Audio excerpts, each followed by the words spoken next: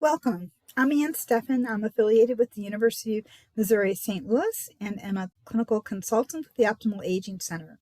In today's video, we're going to be walking through some basic recommendations for session 3 of the Coping with Blues Behavioral Activation Program that's linked to the Treating Later Life Depression workbook by Oxford University Press.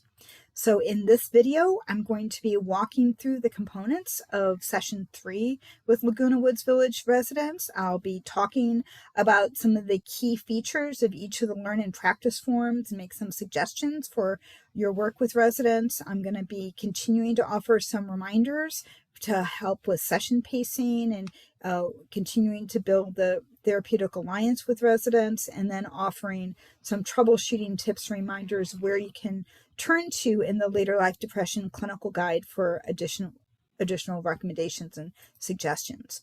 So session 3 is held after the resident has participated in session 2, even if there's been some period of time between session 2 and session 3, where we're at in the program with some of the basic emotional literacy. You'll have the opportunity at the beginning of session 3 to review some of that material briefly and to keep moving. So we want to keep the momentum going, even if there's been a lag due to travel, due to health concerns, or so forth. And we want you to continue on with the material, even if a resident, appears to not have added much to those practice forms between session 2 and session 3. That's okay. We just want to keep building momentum and get them. We're moving towards behavioral activation, and so this work on emotional literacy is important, but you're going to have that opportunity to repeat and reinforce the content. So keep moving forward in the session materials. The session 3 tips are really very, very similar to the session 2 tips. A reminder to begin with that warm greeting. Marie, it's so great to see you today. I'm really looking forward to seeing what you thought about the session 2 handouts. Let's open up your folder and look at these together. I'm going to recommend that you really sort of look at the clock and allow no more than 10 minutes of talking through and looking at the practice forms from session 2. Certainly they're going to have those in their folder. If they want to continue to add new ideas that come up during your conversation and review, they can continue to write them down. We want these to be living, breathing resources for them, not just during the program, but afterwards.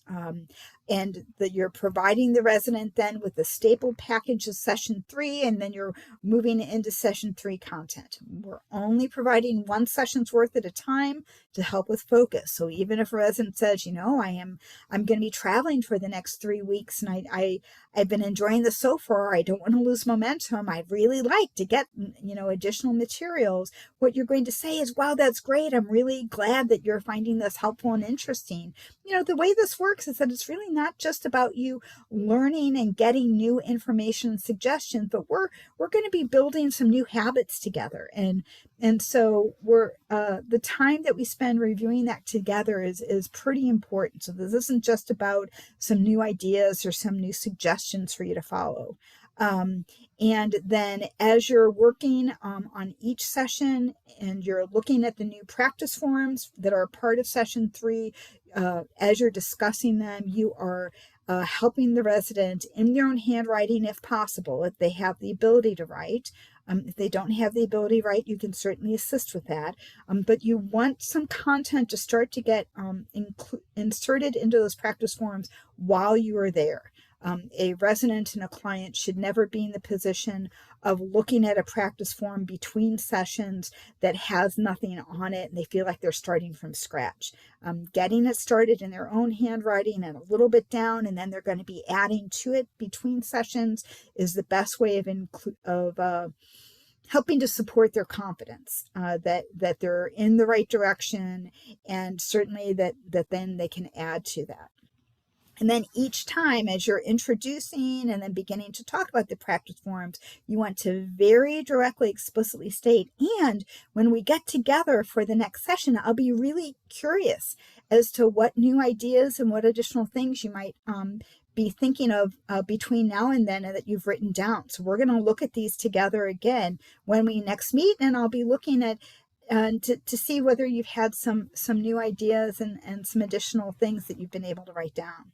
And again, the bonus pages that we have are for some of your residents, but not all. So you can just, you just experiment with this, trust your judgment in terms of someone who appears to be catching on very quickly, who's high functioning, who's eager, who appears to be enjoying the process, and then you can move forward with the bonus pages, but you certainly don't have to do that for someone who's really, giving signals that they're already overwhelmed with life, and that they're struggling enough with their depression that you don't want to overwhelm them with material or expectations. Here's that image of that ideal setting for the work that you're doing within session, with just an understanding that you don't have control over the setup in any given residence home. But when at all possible, a tables and chairs setup is going to be to your advantage. So in session 3, we are continuing with our attention on emotional experiences and emotional literacy.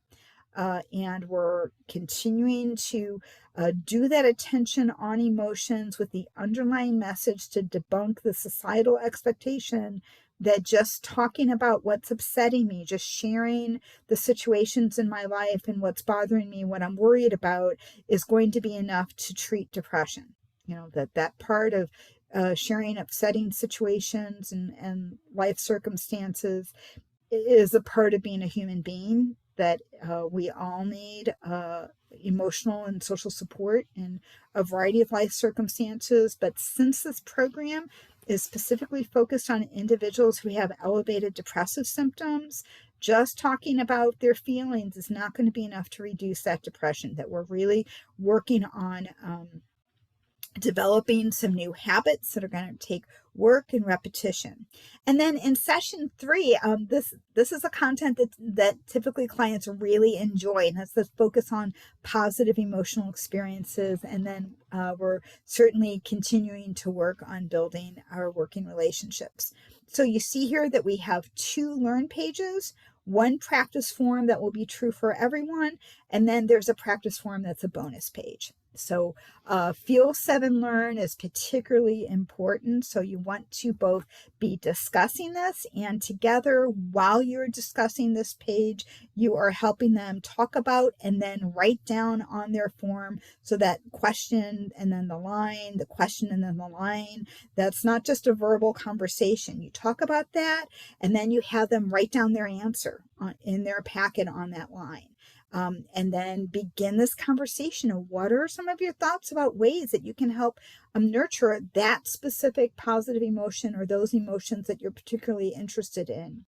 And then we're working with that metaphor. CBT is wonderful and how rich it is in use of metaphors within interventions, and that we're talking about what a lovely metaphor attending to seeds and growing plants from seeds is to growing positive emotions. That seeds are tiny, they're buried under the soil, that even after you've given them some water and them heat, they don't turn into a plant overnight, that some of the growth that begins is happening under the soil and isn't even evident for a while, but then they just need continued attention. That's exactly what's true for us giving attention to positive feelings. And then we're moving on to Learn 8 or Feel 8 Learn, in which we're talking specifically about some opportunities for building specific types of positive moods, from gratitude and attention to positive experiences and reflecting on daily events that were positive. And then here you see Feel 5 Practice.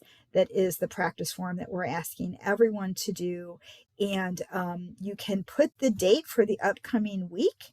And then since this is something that they're going to record in themselves and say, well, let's start with an example from the past week. So as you think about over the past week, what's an example of a situation that led you feeling some positive emotions? So you could write last week, and then, or you could help them like think about and write down, the words last week, then a colon, and then they're writing the situation from last week. And then on the next line, they could say this week and then the colon, and then that's left blank because over the next week, they're going to want to be thinking about and then writing down a couple of experiences. And then you're asking them just to, put a check mark or an X on the lines for some of the emotions that they're particularly aware of that they're growing. And then there's a nice little checkoff box that, again, you're going to ask them to do between now and the next session. And here's that opportunity to say, and it's going to be so interesting. I'm really curious as to when we meet the next time for session number 4, I'm going to be curious as to what you find. And so we'll have an opportunity to talk about this some more in our next session. So here's the bonus page in which there's a little bit more of a self-monitoring session by session. And again, someone who's eager for this, who's finding themselves really engaged with the idea of helping to attend to their positive emotional experiences in this form. This is attention to one specific positive emotion that they'd really like to grow. And somebody could say, I would just like to feel at peace. And so in that line, a positive emotion that I'm trying to recognize and build, they could write down feeling at peace. And then on this form, they're just over the week, they're looking for and writing down the situations that are specific to just that one emotion. So that's how this bonus form is different than the previous form that's a little bit more general in nature. So at this point in session 3, you've already introduced that signal, or you've developed this agreed upon signal for interrupting when you need to stop and help refocus or interrupt. And so this session is a great opportunity to look for a way to interrupt. And this session is commonly a situation in which for a lot of residents, you are going to need to interrupt because they're going to start talking about situations in their life. So you want to be aware of that. We've got those tips for session pacing that we've been reviewing and that we have information in the Later Life Depression Clinician Guide. Those are pages 79 to 81. And the reminder in the Clinician Guide, pages 71 to 72 on the home practice assignments that they're getting started in session, that you're checking in. So what do you think? Does this feel doable to you? Oh, okay. So from 0 to 100%, how confident are you feeling that between now and when we meet the next time, you're going to be able to do? And then you're redescribing what it is that they're going to be working on. And then if they say, I think at least 60%, you're just like, wow, there's a big gap between 60 and 100%. What are some of your concerns? Let's see how we can revise this assignment to get it feeling more comfortable for you so you're more confident. So in that session pacing, which is so important, so you really have to manage the storytelling while being warm and supportive and connecting. You need that session time at the end to really do a summary and make sure that they have an understanding of what they're going to be working on between now and session 4. You want an opportunity to ask them directly for feedback. As we're thinking about the time together, is there anything that I said that just didn't feel right or that didn't sit well with you? What do you think? And then to find some way without being a false cheerleader or overly inauthentically positive, to be thinking about and reflecting back to them something about the work that you've been doing with them that you're finding encouraging. Even though you're struggling with these situations in your life, and that I can see that that depression is really impacting you on a daily basis, and it's rough.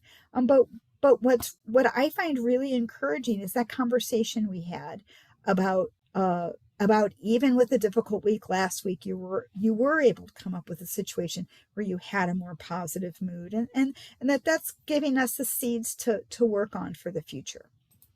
And so for those of you with any questions regarding the material and cultivating positive emotions, we cover this in the session 1 video on culturally responsive CBT with older adults that we provided with the E4 Center in the fall of 2021. So the link and the reminder for that video is there. We've got those 3 tip sheets from the Optimal Aging Center that kind of summarize our top tips for doing clinical work with older adults.